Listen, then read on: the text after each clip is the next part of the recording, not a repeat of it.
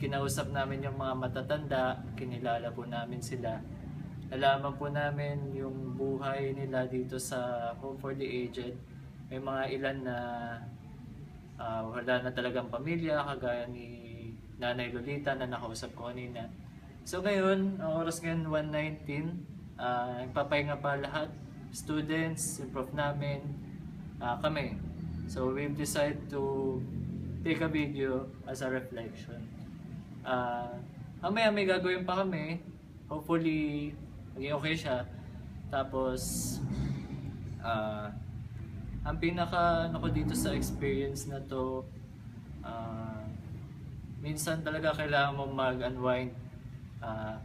Kailangan mo na isipin rin yung mga kalagayan ng matatanda, kung ano yung buhay nila, kung naglalaro din sa isip mo yung ano, bigla papasok sa isip mo na kung yung